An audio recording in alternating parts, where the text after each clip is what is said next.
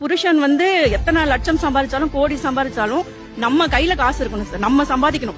சிம்பிளா ஒரு ஹவுஸ் ஒய்ஃபா தான் சார் நான் இருந்தேன். பெருசா எந்த கனவோ எதுவுமே கிடையாது. அப்பெல்லாம் வந்து ஆனா தேவைகள் வீட்டுல வந்து கொஞ்சம் குறைவுதான், பொருளாதாரம் ஒரு சம்பளம் பத்தலங்கிறது தெரியும். இருந்தாலும் நம்ம சம்பாதிக்கணும், நம்ம ஃபேமிலியை ரன் பண்ணணும், நம்மளால எல்லாம் இது பண்ணணும் அப்படிங்கிற தாட்லாம் அப்ப வரல. ஒரு ஃப்ரெண்டோட போயிருந்தேன், கோச்சிங் சென்டருக்கு போயிருந்தேன். அப்ப வந்து என்ன பண்ணாங்க, ஒரு காஃபி சாப்பிடலாமா அப்படின்னு கேட்டாங்க.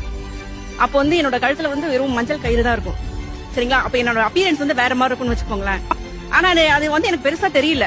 அப்ப போகும்போது ஒரு ரிச்சான ஒரு ஹோட்டலுக்குள்ள போயிட்டோம். ஒரு காஃபி வந்து 18 ரூபாய் அப்படின்னு போட்டிருந்தது. அந்த அவங்க வந்து என்னோட ஃப்ரெண்டு. இப்போ அவங்க கேக்குறாங்க, எங்க 18 ரூபான்னு போட்டிருக்கு, நான் குடிச்சிருவேன், நீங்க குடிப்பீங்களா? அதாவது என்கிட்ட இருக்கு, அந்த அளவுக்கு நான் இல்லாம இல்ல. ஆனா என்னோட வெளி தோற்றம் வந்து அவங்களுக்கு எப்படி காமிச்சதுன்னு தெரியல. நான் குடிப்பேன், நீங்க குடிப்பீங்களா? அப்ப தோணுச்சுங்க சார். அதாவது புருஷன் வந்து எத்தனை லட்சம் சம்பாதிச்சாலும் கோடி சம்பாதிச்சாலும்